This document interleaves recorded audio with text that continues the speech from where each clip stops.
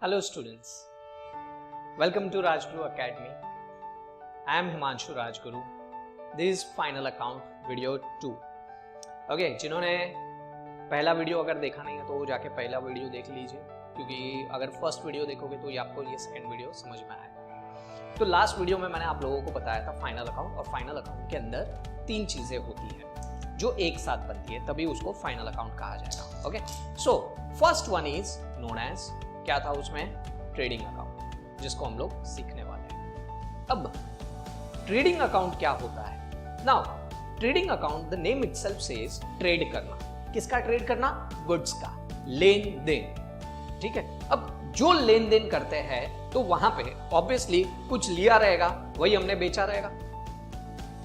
हम लोग गुड्स लेंगे, गुड्स यानी क्या, जो हम लोग रीसेल के लिए यूज करते हैं। जो हम लोगों ने लिया है गुड्स, वही हम लोग क्या करेंगे, बेचेंगे। अब जब लेते हैं तब हम लोग क्या करते हैं, कॉस्ट प्राइस पे करते हैं, दैट इज परचेज प्राइस। फिर उसके अंदर अपना प्रॉफिट डालेंगे, क्योंकि बिना प्रॉफिट के तो हम लोग काम नहीं करते, मालूम है ना। अपना सपना मनी मनी, और उसको क्या करेंगे हम लोग, सेलिंग प्राइस में बेच देंगे। ठीक है, अब इसके बीच में ये जो लिया और ये जो गुड्स दिया, उसके बीच का ये जो प्रॉफिट है, इसी का पूरा चक्कर है। अब ये चक्कर जो है, ये चक्कर हमें पूरी तरीके से अच्छे से समझना है, इस चक्कर को। ठीक है ना।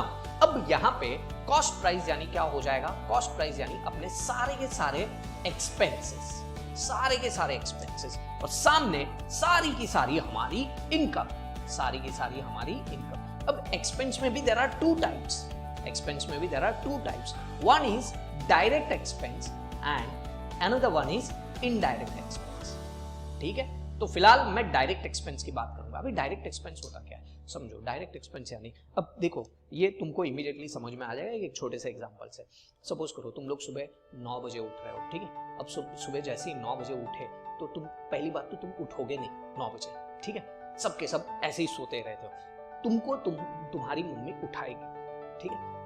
इमेजिन करो तुमको तुम्हारी मम्मी ने उठाया एकदम प्यार से, बेटा उठ जा, बेटा उठ जा। कितना अच्छा डायरेक्ट इफेक्ट है, ठीक है। अगर तुमको तुम्हारी मम्मी ने उठाया, बोला उठ उठ, ऐसा गुस्से से उठा दिया, तो भी तुमको हर्ट होगा, बराबर है कि नहीं? क्यों? क्योंकि अरे मम्मी सोने दो, और अपना फेवरेट है 5 मिनट, बस 2 मिनट, बस 1 मिनट, बराबर है। अपना काउंटडाउन ऐसे चालू होता है, 3 2 1 नहीं, 5 मिनट 2 मिनट 1 मिनट, ऐसा काउंटडाउन होता है, बराबर है। फिर पापा आ जाते, पापा अपने को गुस्से से उठा देते, अबे कब से सो रहा है, अभी तक उठा नहीं है, बाकी कुछ काम नहीं करना है क्या तुझे? हम लोग फटाक से उड़ जाते, क्योंकि पता है ये एक बार लेक्चर अगर चालू हो गया तो ये पूरा दिन चल रहा है, तो हम लोग उड़ जाते हैं। उड़ने के बाद हम लोग अपने काम के लिए जाते हैं, दैट इज तुम तुम्हारे दोस्तों को मिलने जाओगे, कहीं ना कहीं जाओगे, तो वहां पे तुम लोग को रिक्शा, तुम घूम रहे हो, अब रिक्शा तुमको मिल नहीं रही है, तो अगेन तुम थोड़े से इरिटेट होने लगोगे। डायरेक्ट अफेक्ट कर रहा है। अच्छा, सबसे इंपॉर्टेंट, अगर तुमने जैसे ही तुम्हारे भगवान को देखा, तुम्हारे भगवान यानी ये ना, आजकल तो तुम्हारे भगवान को देखा, और भगवान को देखते ही तुमको जीएम नहीं दिखा, बहुत ज्यादा हर्ट होएगा, डायरेक्ट इफेक्ट। गुड मॉर्निंग तो पहले चाहिए, बराबर है कि नहीं? यानी भेजना भी है और लेना भी है। भेज दिया लेकिन मिला नहीं तो भी हर्ट होता है, डायरेक्ट है। तो ऐसे ही गुड्स के भी कुछ एक्सपेंस रहते हैं जो डायरेक्ट एक्सपेंस होते हैं, जिसके बिना अपना प्रोडक्शन पॉसिबल हो सकता नहीं है। उसको हम लोग क्या कहते हैं, डायरेक्ट एक्सपेंस, बराबर है कि जिसके बिना अपना दिन अच्छा नहीं जा सकता है, तो वो होता है डायरेक्ट इंपैक्ट, बराबर है। ये थोड़ी समझ रहे हो ना? तो प्रोडक्शन से रिलेटेड अगर जो भी एक्सपेंस रहेंगे जिसके बिना अपना प्रोडक्शन नहीं पॉसिबल है, तो वो कौन सा एक्सपेंस हो जाएगा, डायरेक्ट एक्सपेंस। कौन सा एक्सपेंस हो जाएगा, डायरेक्ट एक्सपेंस। और डायरेक्ट एक्सपेंस और डायरेक्ट इनकम को ही हम लोग, यहां पे भी 2 होते हैं, डायरेक्ट इनकम और इनडायरेक्ट इनकम। तो फिलहाल हम लोग सिर्फ किसकी बात कर रहे हैं, डायरेक्ट इनकम, जिसके बिना अपना प्रोडक्शन पॉसिबल नहीं है और जिसके प्रोडक्शन से ही अपनी इनकम मिलती है, तो वो होता है अपना कौन सा, डायरेक्ट इनकम। समझ में आ रही है बात? तो यहां पे ये जो डायरेक्ट एक्सपेंस और डायरेक्ट इनकम को हम लोग जब कंपेयर करेंगे, तभी तो अपने को मिलेगा कौन सा चीज, प्रॉफिट। कौन सा प्रॉफिट? इसको हम लोग कहते हैं ग्रॉस प्रॉफिट। क्या कहते हैं? Gross profit. Sir gross profit यानी क्या? ग्रॉस प्रॉफिट का मतलब होता है ओवरऑल प्रॉफिट। ग्रॉस प्रॉफिट का दूसरा नाम क्या है? Overall profit. ओवरऑल प्रॉफिट यानी क्या होता है कि इसमें से हम लोगों ने direct expense, direct income minus करके ओवरऑल प्रॉफिट निकाला है। लेकिन ये प्रॉफिट क्या सर हमारे हाथ में आएगा? No, big no. Net profit होता है जो हमारे हाथ में आता है, वो हमारे अगले स्टेज में मिलेगा। दैट इज अपना सेकंड स्टेज है प्रॉफिट एंड लॉस अकाउंट। तो फिलहाल हम लोग बात कर रहे हैं सिर्फ किसकी? ट्रेडिंग अकाउंट की। अब ट्रेडिंग अकाउंट बनता कैसे है? तो ट्रेडिंग अकाउंट जो है ये इस प्रकार से कुछ बनता है। तो सबसे पहले यहां पे जिस भी एंटिटी है उसका नाम आएगा। See I am very precise in format. Format तुम्हारा एकदम अच्छे से बना होना चाहिए। इसको हम लोग हॉरिजॉन्टल फॉर्मेट कहते हैं। वर्टिकल फॉर्मेट भी होता है बट वो तुम्हारे लिए नहीं है।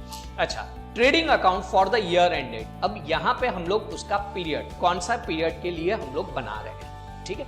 अब डेबिट साइड, क्योंकि ये लेजर है तो डेबिट साइड और क्रेडिट साइड। अब मैंने क्या बताया कि ये यहाँ पे डायरेक्ट एक्सपेंस, डायरेक्ट इनकम को हम लोग कंपेयर करेंगे। अब डायरेक्ट एक्सपेंस, डायरेक्ट इनकम को अगर कंपेयर किया तो मतलब हम एक्सपेंस को अगर कंपेयर कर रहे हैं तो डोंट यू थिंक सो, जब एक्सपेंस और इनकम का नाम आता है तो तुम्हारे दिमाग में एक ही अकाउंट की घंटी बजनी चाहिए। कौन सा? Nominal account. Nominal account says debit all expenses and losses, credit all incomes and gains। तो बताओ डेबिट में क्या आएगा? डेबिट में सर डायरेक्ट एक्सपेंस। क्रेडिट में क्या आएगा sir? Direct income. Understood everyone?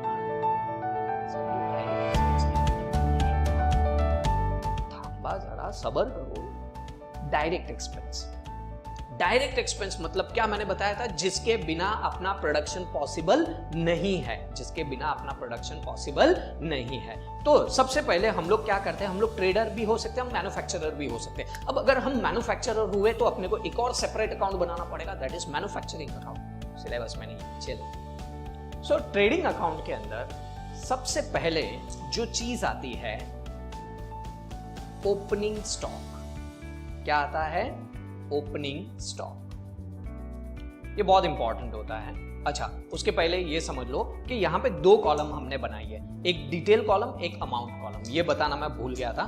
Detail column क्या होती है तो ये बात को ध्यान में रखना। डिटेल कॉलम को हम लोग कहते हैं ग्रॉस कॉलम। क्या कहते हैं? Gross column. और अमाउंट कॉलम को, जो आउटर कॉलम है, उसको हम लोग क्या कहते हैं? Net column. सर फर्क क्या है? देखो, नेट कॉलम जो रहती है, जो आउटर कॉलम रहती है, उसके अंदर, क्योंकि ये ट्रेडिंग अकाउंट है तो उसको हम लोग बोलेंगे, इसमें आएगा ऑब्वियसली खर्चा आएगा, बट कितने टाइम का? एक साल का या इस साल का खर्चा। क्या आएगा? एक साल का या इस साल का खर्चा। ऑल द डायरेक्ट एक्सपेंस यहां पे आएंगे। अब सर ये ओपनिंग स्टॉक हमारे लिए खर्चा कैसे हुआ? सपोज करो हमारे पास लास्ट ईयर जो गुड्स थे, वो गुड्स जो थे वो बच गए, तो हम क्या उसको फेंक देंगे? नहीं ना। स्टॉक कितने टाइप के होते हैं? Come on tell me, stock कितने टाइप के होते हैं? मैं बताता हूं। स्टॉक यूजुअली होते हैं 3 टाइप के। ये तुम्हारा जस्ट जनरल नॉलेज के लिए। एक होता है रॉ मटेरियल, एक होता है वर्क इन प्रोग्रेस, एक होता है फिनिश गुड्स। ठीक है, if you are manufacturer, 3 type के गुड्स होते हैं, raw material, work in progress, finish goods. Sir इसका डिस्क्रिप्शन दीजिए ना। सी, रॉ मटेरियल यानी क्या होता है? Sugar cane. Work in progress, sugar cane को हम लोग कन्वर्ट करते हैं किसमें? जूस में। अब ये जो जूस है, ये जूस जो है ना शुगर केन है ना शुगर है, ये क्या है? Work in progress. Finish good, sugar. Have you understood? Raw material sugar, sugar cane, sorry, raw material sugar cane, work in progress juice and finish goods is sugar. अब ये जो goods है, जरूरी है क्या हमारे पास सारे के सारे बिक जाए? कुछ ना कुछ तो ऐसे रहेंगे जो बच जाते हैं, बराबर है, जिसको हम लोग क्लोजिंग स्टॉक कहते हैं, जिसको हम लोग क्या कहते हैं? Closing stock. तो जो लास्ट ईयर का क्लोजिंग स्टॉक है वो इस साल का ओपनिंग स्टॉक, वो इस साल का ओपनिंग स्टॉक। अगर तुम लोग 11th स्टैंडर्ड के अंदर जो नोटबुक यूज करी थी, जो नोटबुक तुमने खरीदी थी, उसमें से अगर कुछ बच जाती है तो तुम उसको फेंक दोगे या अगले दिन, अगले 12th के अंदर उसको यूज करोगे? डेफिनेटली सर हम लोग उसको 12th के अंदर यूज करेंगे। ठीक है, तो उसका खर्चा इस साल में काउंट होगा या पिछले साल में काउंट होगा? ऑब्वियसली इस साल में काउंट होगा, क्योंकि उसकी सर्विस तुमने इस साल ली है। रिमेंबर, अगर तुमने उसकी सर्विस या उसको यूज कर लिया है तो जिस साल में वो यूज होता है उसी साल में उसका खर्चा काउंट होता है, न कि वो साल में जिस साल में वो बच गया है। तो इसका खर्चा इस साल में काउंट होगा, न कि पिछले साल में। तो पिछले साल का जो क्लोजिंग स्टॉक है वो बच गया था, जिसको हमने इस साल यूज किया, और जिस साल में यूज करेंगे उसी साल में एक्सपेंस काउंट करेंगे। क्या? जिस साल में यूज किया उसी साल में एक्सपेंस काउंट किया, जिस साल में यूज किया उसी साल में एक्सपेंस काउंट किया। ये जब एडजस्टमेंट आएंगे तब मैं बताऊंगा तुम लोग, ठीक है। तो जैसे वो ओपनिंग स्टॉक था वो हमारा खत्म हो गया, तो क्या हम बैठ जाएंगे? नहीं, हम लोग क्या करेंगे? नए गुड्स को परचेस करेंगे। तो ये हमने नया गुड्स परचेस किया, लेकिन इसमें क्या होता है, कुछ गुड्स क्या रहते हैं, कुछ गुड्स डिफेक्टिव रहते हैं, बराबर है। हमने मांगा था टमाटर, ट्रक में आया सूप, तो हम क्या ले लेंगे? नहीं, हम वापस भेज देंगे। तो कुछ गुड्स जो रहते हैं वो हम लोगों को पता चलता है कि ये एज पर सैंपल नहीं है। एज पर सैंपल आजकल मालूम है ना तुम लोग को, पैकेट में कुछ और बता दिया जाता है, अंदर से कुछ और निकलता है। तो परचेज जो रहता है उसमें से क्या इसी को हम लोग हमारा परचेज कहेंगे? नहीं, इसमें से हम लोग क्या करेंगे? हमारा परचेज रिटर्न माइनस करेंगे। तो परचेज रिटर्न, या फिर इसी को कहा जाएगा क्या? Return outward. क्या कहा जाएगा? Return outward. इसको जब हम माइनस करके जब ये अमाउंट आउटर में डालेंगे स्टूडेंट्स, तो इस अमाउंट को क्या कहा जाता है मालूम है? इस अमाउंट को कहा जाता है नेट परचेज। क्या कहा जाता है इसको? Net purchase. याद रखना इस बात को, तुमको आने वाले टाइम में ये कंसेप्ट आएगा। क्या कहा जाता है? Net purchase. तो अगर नेट परचेज कोई पूछे तो इसका मतलब क्या होता है? नेट परचेज मतलब परचेज में से परचेज रिटर्न माइनस होने के बाद जो परचेज बचता है उसको हम लोग क्या कहते हैं? Net purchase. अब जो एक्सपेंस के बिना अपना प्रोडक्शन पॉसिबल नहीं है वो खर्चे कौन से हैं? तो वो उसमें सबसे पहले आता है लेबर, ठीक है। लेबर को हम लोग क्या देंगे? वेजेस। क्या देंगे? वेजेस। अब ये वेजेस के बिना अपना प्रोडक्शन पॉसिबल नहीं है। Sir what is the difference between wages and salary? तो काफी लोग बोलेंगे सर सैलरी जो है ना वो मंथली देते हैं, वेजेस जो है वो डेली देते हैं। Sorry, you are completely wrong. Wages काम पे दिया जाता है, सैलरी टेन्योर पे दी जाती है। फॉर एग्जाम्पल, अभी तुमने सुना रहेगा कुछ लोग वो बिंदी बनाने का काम करते हैं कि 1 डजन बिंदी बनाएंगे तो उसके ऊपर उनको 10 रुपए मिलेंगे। 1 डजन बिंदी बनाएंगे तो उसके ऊपर उनको 10 रुपए मिलेंगे। तो सपोज करो कि अगर एक पर्सन जो है वो दिन की 10 डजन बनाता है तो उसको 100 रुपया मिलेगा उस दिन का। नेक्स्ट डे उसने 3 डजन बनाई, बराबर है कि नहीं? तो उसको 30 रुपया मिलेगा। अच्छा, एक दिन उसने नहीं बनाया तो उसको कुछ भी पैसा नहीं मिलेगा। काम ही नहीं किया तो पैसा किस चीज का? सैलरी। काम है तो भी उतना ही सैलरी, छुट्टी है तो भी उतनी ही सैलरी। वो कॉन्ट्रैक्चुअल है, ये ऑन द वर्क बेसिस है। तो वर्क बेसिस पे जो रहता है उसको हम लोग वेजेस कहते हैं, टेन्योर बेसिस पे जो रहता है उसको हम लोग सैलरी कहते हैं।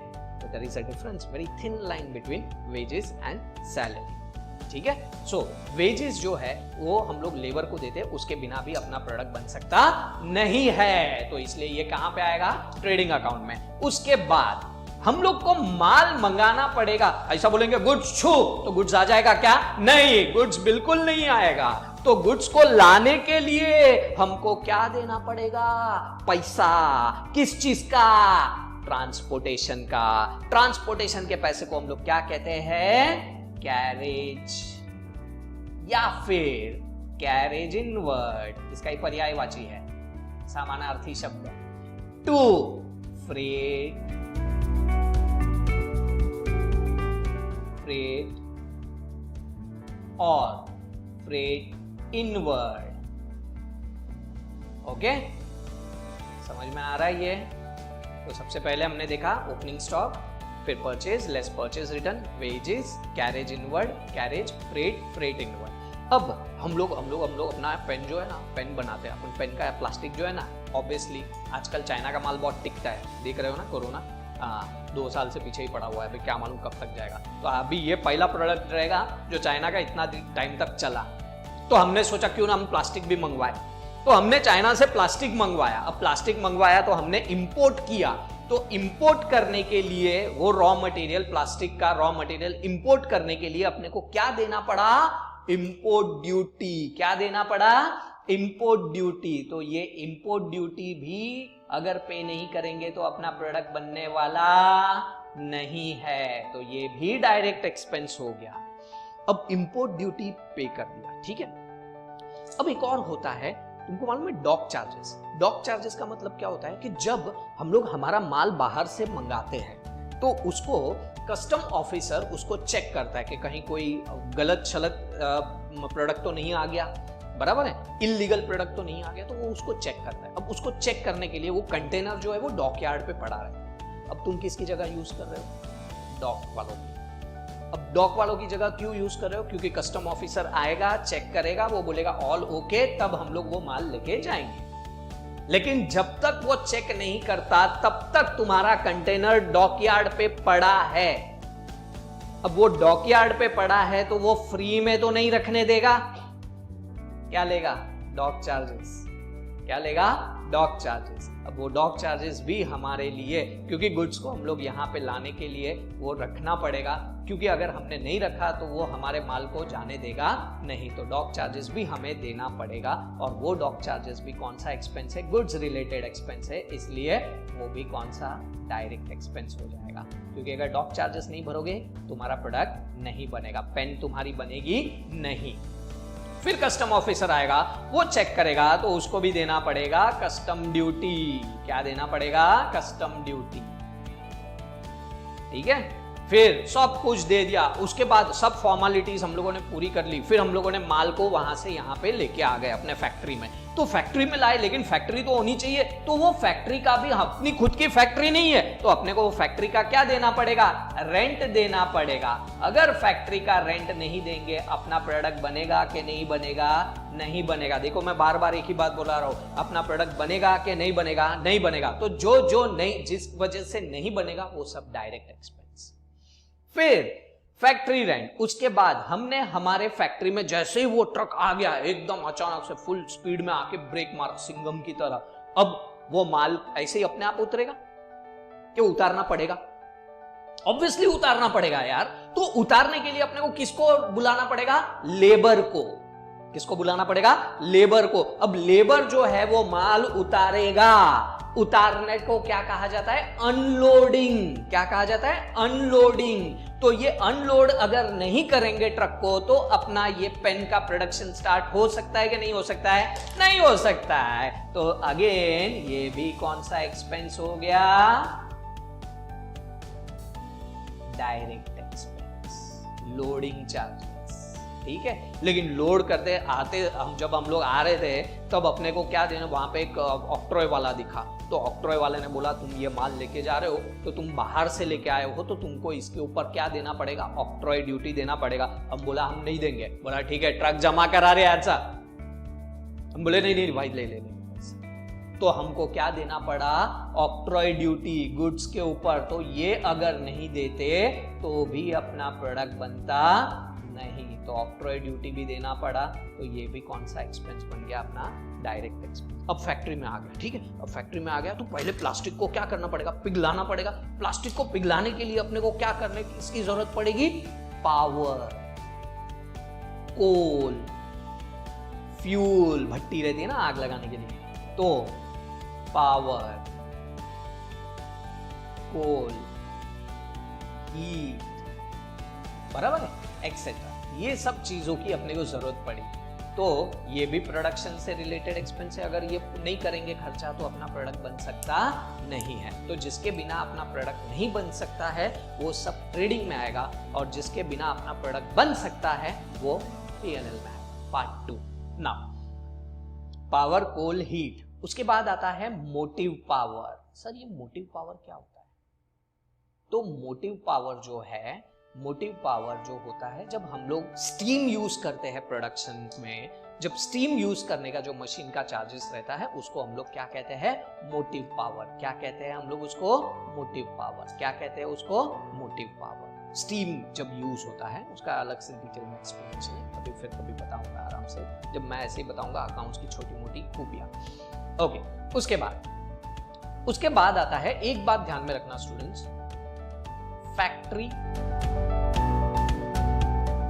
मैन्युफैक्चरिंग, परचेज या वर्क एक्सपेंस। ये जब नाम सुनो, खर्चा एक्सपेंस, याद रखना, नहीं तो पता चला कुछ और भी आ गया तो भी तुमने वहां पे वही लिख दिया, बराबर है। ये जब खर्चे जब तुम सुनो तो आंख बंद करके नहीं, आंख खोल के उसको ट्रेडिंग में डाल दो, ठीक है? आंख बंद करके नहीं, आंख खोल के। हाँ, factory, manufacturing, work, purchase. Factory, manufacturing, work, एक परचेज, बराबर है। तो ये जब एक्सपेंसेस आएंगे तो तब तुमको क्या कर देने का? इसको कहां पे डाल देने का? Trading account. सो जैसा कि यही है कि इतने सारे जो है ये एक्सपेंसेस है, इसमें और भी आता है फैक्ट्री लाइटिंग, फिर फैक्ट्री एक्सपेंसेस, तो ये सब एक्सपेंस भी यहाँ पे ट्रेडिंग अकाउंट के डेबिट में आ जाएंगे, ठीक है? But remember one thing students, ये जो एक्सपेंस है ये सारे के सारे डायरेक्ट एक्सपेंस है। डायरेक्ट एक्सपेंस का मतलब क्या होता है कि ये जो एक्सपेंस को हम लोग जब टोटल करेंगे, इन सारे एक्सपेंस को जब हम टोटल करेंगे तो तब हमें मिलता है हमारा कॉस्ट ऑफ प्रोडक्शन। क्या मिलता है बच्चों? अपना कॉस्ट ऑफ प्रोडक्शन। क्या मिलता है? अपना कॉस्ट ऑफ प्रोडक्शन। क्या मिलता है? अपना कॉस्ट ऑफ प्रोडक्शन, ठीक है? अब जैसा कि हमने देखा कि ये थे अपने डायरेक्ट एक्सपेंस। अब डायरेक्ट एक्सपेंस आ गए हैं तो ऑब्वियस सी बात है कि डायरेक्ट इनकम को भी आना पड़ेगा, ठीक है? अब डायरेक्ट इनकम क्या है? तो डायरेक्ट इनकम में सबसे पहले आता है बाय सेल्स। क्या आता है? बाय सेल्स, क्योंकि सेलिंग प्राइस तो हमको चाहिए ही चाहिए, ठीक है? तो सेल्स। अब सेल्स के अंदर जैसे हम लोगों ने किसी का माल खरीदा था, वो वापस दिया, तो किसी ने हमारा माल खरीदा रहेगा, यानी हमने बेचा रहेगा, तो वो भी तो हमें वापस देगा। तो उसको हम लोग क्या कहेंगे? उसको हम लोग सेल कंसीडर कर सकते क्या? नहीं, वो हमारा क्या रहेगा? सेल्स रिटर्न, बराबर है। तो जो माइनस होके मिलेगा उसी को हम लोग हमारा एक्चुअल सेल्स बोलेंगे, या फिर क्या बोलो, अगर परचेज में से परचेज रिटर्न माइनस होके आता है तो उसको हम लोग नेट परचेज बोलते हैं। तो सेल्स में से सेल्स रिटर्न माइनस होके आएगा, उसको क्या बोलेंगे? सोचो सोचो। यस, तुम सही सोच रहे हो, बराबर है। हाँ, वही बोलते हैं उसको, नेट सेल्स रिटर्न इनवर्ड। तो ये जब माइनस होके आएगा तो ये यहां पे आ जाएगा, ठीक है? तो इसको हम लोग क्या कहेंगे? Net sales. क्या कहेंगे इसको? Net sales. अब देखो, क्योंकि वीडियो थोड़ी सी ज्यादा लंबी हो चुकी है, बट मुझे एक चीज बतानी है, वो अगर मैं चीज तुमको बताने में कामयाब हो गया तो शायद मेरा ये लेक्चर सफल हो जाएगा। अब अगर ओपनिंग स्टॉक यहां पे है तो क्लोजिंग स्टॉक ऑब्वियसली कहां पे आएगा? क्रेडिट में आएगा। नाउ ये आएगा अपना क्लोजिंग स्टॉक, ओके? अब क्लोजिंग स्टॉक इधर क्यों आता है? बराबर है सर, ये तो इनकम भी नहीं है। ये काफी बच्चे लोग कंफ्यूज रहते हैं हमेशा, और काफी बच्चों को तो मालूम भी नहीं होता कि क्लोजिंग स्टॉक यहाँ पे क्यों आता है। सी, I'll tell you one thing, ठीक है? ये बहुत बहुत बहुत कॉम्प्लिकेटेड कॉन्सेप्ट है, फिर भी मैं सिखाने की ट्राई कर रहा हूं। अज्यूम करो ये 1 2 3 4 5 ये 5 पेन है। अज्यूम करो 5 पेन है। आई am very good at drawing, तो अज्यूम करो ये 5 पेन है। एक पेन की कीमत जो है जब हमने खरीदी 20 रुपया है। कितनी है? 20 रुपया, ठीक है? तो हमने खरीद कर, क्योंकि ये हमारा कॉस्ट है तो ऑब्वियस सी बात है कि ये ट्रेडिंग के कौन से साइड जाएगा? ट्रेडिंग अकाउंट के कौन से साइड जाएगा? डेबिट साइड में जाएगा, टू परचेज, ठीक है? एक पेन का 20 रुपया, तो 5 पेन का 100 रुपया हो जाएगा। तो मैंने 100 रुपया डाल दिया, ठीक है? और मैं यहां पे इनफैक्ट लिख देता हूं 5 पेन खरीदी हम लोगों ने, ठीक है? 5 पेन। अब ये 5 पेन जो है, इस 5 पेन का कॉस्टिंग है 100 रुपीज, ठीक है? अब इसमें से मैंने 3 बेच दी, 3 सोल्ड करी, एक को बेचा मैंने 50 रुपए में। एक को कितने में बेचा मैंने? 50 रुपए में। तो मैंने 3 कितने में बेची रहेगी? 3 का सेलिंग प्राइस कितना हुआ रहेगा? ₹150। देखो 3 बेची है, एक 50 में बेची, तो 3 कितने में बेची रहेगी? 150 में। तो ये मेरा बाय सेल हो गया, ठीक है, 150। तो अगर मैं सिर्फ ये रखूं, ये मेरी 3 पेन का सेलिंग प्राइस है। अब क्या मैं बोल सकता हूं, अगर तुम यहां पे देखो, यहां पे अगर कंपेयर करो, तो हमें एक पेन का 20 रुपए का हमने 50 में बेचा, यानी 30 रुपए का पर पेन प्रॉफिट हुआ है। तो 3 पेन के हिसाब से हमें कितना प्रॉफिट होना चाहिए? 90 रुपीज का प्रॉफिट होना चाहिए। यस और नो? बराबर है कि? यस, 90 रुपीज का प्रॉफिट होना चाहिए। लेकिन अगर तुम यहां पे देखो, तो जब मैं इसको क्लोज करूंगा तो मुझे 150 मुझे कितने का प्रॉफिट दिखा रहा है? 50 रुपीज का ही प्रॉफिट दिखा रहा है। गलत है ना? गलत है। क्यों गलत है मालूम है क्या? गलत इसलिए है क्योंकि मैं कॉस्टिंग ले रहा हूं 5 पेन की, लेकिन सेलिंग प्राइस ले रहा हूं मैं 3 पेन की। 3 पेन की कॉस्टिंग होती तो 3 पेन तो बराबर आ जाता, लेकिन यहां पे हमने कॉस्टिंग कितने की ली है? जो टोटल परचेज है वो तो हमने ले लिया 5 पेन का। तो अगर यहां पे 5 पेन है तो यहां पे भी कितनी पेन होनी चाहिए? 5 पेन होनी चाहिए। लेकिन सर 5 पेन बिकी थोड़ी है, इसीलिए क्लोजिंग स्टॉक आएगा यहां पे। क्लोजिंग स्टॉक आएगा क्रेडिट साइड पे। क्रेडिट साइड पे आ जाएगी। कितनी पेन बची है अपने पास? 2 पेन बची है। 2 पेन इंटू 20 रुपीज, यानी 2 पेन की कॉस्टिंग कितनी हो जाएगी? 40 रुपीज। यहां पे 40 रुपीज आ जाएगा। अब अगर तुम देखो तो 150 प्लस 40 कितना हो गया? 190, 90। ये कंसेप्ट को वापस से देखना पड़ेगा तुम लोगों को, वापस से एक बार रिवाइज करके देखना, वापस से रिवाइंड करके ना, तब जाके हमारा 90 रुपीज का प्रॉफिट आ गया। जो हमने कमाया था एग्जैक्टली वही प्रॉफिट आ गया यहां पे। समझ में आ रही है बात? तो अगर 3 पेन का 90 रुपीज मुझे प्रॉफिट अगर यहां पे मुझे दिखाना है, तो मुझे क्या करना पड़ेगा? मुझे क्लोजिंग स्टॉक को क्रेडिट में लाऊंगा, तभी तो मेरा प्रॉफिट दिखेगा, एक्चुअल प्रॉफिट। अगर क्लोजिंग स्टॉक को क्रेडिट में नहीं लाता हूं तो मेरा प्रॉब्लम क्या हो जाएगा? मेरा प्रॉब्लम ये हो जाएगा दैट के 5 पेन के सामने मेरी 3 पेन ही आ रही है, 2 पेन नहीं आ रही। तो यहां पे ये प्रॉब्लम है। तो एक बार वापस से, एक बार नहीं, कम से कम 2 से 3 बार देखना पड़ेगा। बराबर है? तो तब जाके तुमको समझ में आएगा कि अगर लोहे को लोहा काटता है तो उसी हिसाब से 5 का कॉस्ट को 5 का सेल ही काटेगा। लेकिन यहां पे क्योंकि 3 है तो 2 अपने को अपने जेब से डालना पड़ेगा, तब जाके यहां पे ये 3, ये 2, तब जाके ये 5 बनेगा।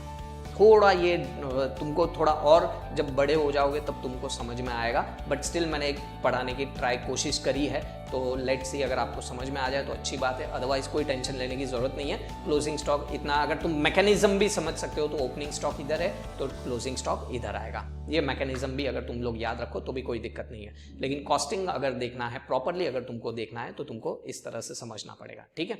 ये बहुत रेयर लोग बताते हैं कि क्यों क्लोजिंग स्टॉक क्रेडिट में आता है, तो मैंने एक जस्ट अटेम्प्ट किया है, ठीक है?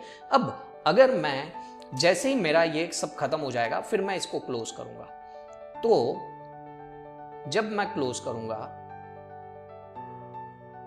अगर मेरा क्रेडिट साइड हैवी है और मेरा डेबिट साइड हैवी नहीं है तो मुझे यहां पे बैलेंस मिलेगा। अब बच्चे लोग, ये कौन सा बैलेंस है? ये बैलेंस कौन सा है? बराबर है? बैलेंस कौन सा है? तो बात समझो, which side is heavier? Heavy कौन सा था? हैवी साइड कौन सा था? हैवी साइड क्रेडिट था। तो ये जो बैलेंस है, ये बैलेंस कौन सा बैलेंस हो जाएगा? क्रेडिट बैलेंस, ठीक है? अब क्रेडिट बैलेंस है, अब ये नॉमिनल अकाउंट है तो ऑब्वियस सी बात है credit all incomes and gains, तो इसलिए ये अपना ओवरऑल प्रॉफिट यानी ग्रॉस प्रॉफिट बता रहा है। क्या बता रहा है? ग्रॉस प्रॉफिट बता रहा है। फिर इसको हम लोग ट्रांसफर करेंगे प्रॉफिट एंड लॉस अकाउंट में, ठीक है? ओके, फिर ये क्रेडिट बैलेंस है। लेकिन अगर मेरा डेबिट साइड हैवियर है तो यहां पे बैलेंस आएगा। अब ये जो बैलेंस है, ये बैलेंस डेबिट बैलेंस है, because debit side is heavier, तो debit all expenses and losses, इसलिए मैं इसको ग्रॉस लॉस कहूंगा। क्या कहूंगा? Gross loss. बराबर है। पाप हो या पुण्य, अगले जन्म में तो जाना ही पड़ेगा। यानी अगले जन्म यानी क्या? Profit and loss account. Understood? So यहां पे ये पूरे एक्सपेंसेस थे सारे के सारे, जिसमें सबसे पहली बात क्विक रिकैप कर लेते हैं हम लोग इसका। तो सबसे पहले trading account is a nominal account, 2 column रहती है, इनर आउटर। आउटर यानी नेट कॉलम, जिसमें आएगा 1 साल का या इस साल का खर्चा। उसके बाद हम लोगों का debit all expenses and losses, credit all incomes and gains. और debit all expenses and expense कौन से? डायरेक्ट एक्सपेंस, जिसके बिना अपना प्रोडक्ट नहीं बन सकता। उसके अंदर आ जाएगा ओपनिंग स्टॉक, जो पिछले साल का हम लोगों ने स्टॉक लेके रखा था, वो हम लोग यूज करेंगे। उसके बाद हम लोग नया खरीदेंगे, वो नया खरीदने के बाद हम लोगों ने जो रिटर्न किया रहेगा वो माइनस करेंगे। उसके बाद वो माइनस करने के बाद जो परचेस मिलता है उसको हम लोग परचेस रिटर्न कहेंगे। बाद में आएगा वेजेस, वेजेस के बिना अपना प्रोडक्ट बन सकता नहीं है। उसके बाद आएगा carriage, freight, import duty, dockyard, custom duty, factory rent, यानी ये सारे एक्सपेंसेस के बिना अपना प्रोडक्ट बन सकता नहीं है। तो जैसे डायरेक्ट एक्सपेंस आया तो इसको हम लोग बोलेंगे all the cost of production. अगर मैं कॉस्ट ऑफ प्रोडक्शन में से क्लोजिंग स्टॉक को माइनस कर देता हूं तो भी एक चीज मिलेगी, वो तुम मुझे बताओगे। ठीक है? सो अगर मैं कॉस्ट ऑफ प्रोडक्शन में से क्लोजिंग स्टॉक को माइनस करूंगा तो मुझे क्या मिलेगा, ये सोचना, और सोच के बाद में अपने आप ये आंसर तुम खुद फाइंड करना, ये मैं नहीं बताऊंगा। ठीक है? बट ठीक है, अगले वीडियो में देखूंगा, अगर सोचूंगा, अगर तुमको बता सकूं तो। बट दूसरी बात, ठीक है, वो बाद में। नाउ जैसे ही डायरेक्ट एक्सपेंस आ गया तो डायरेक्ट इनकम भी आएगा। डायरेक्ट इनकम के लिए हम लोग वहां पे कौन सी चीजें आएगी? Only sales. बराबर है? और भी 2-3 चीजें, लेकिन वो मैं फिलहाल अभी बताऊंगा नहीं, वो जब हम लोग एडजस्टमेंट सीखेंगे तब मैं बताऊंगा। So here the trading account video number 2, final account. देखिए, पढ़िए, एंजॉय करिए और घर पे रहिए, मास्क पहनिए, क्योंकि ये कोविड टाइम चल रहा है। Okay, bye bye, take care, have a nice time, thank you.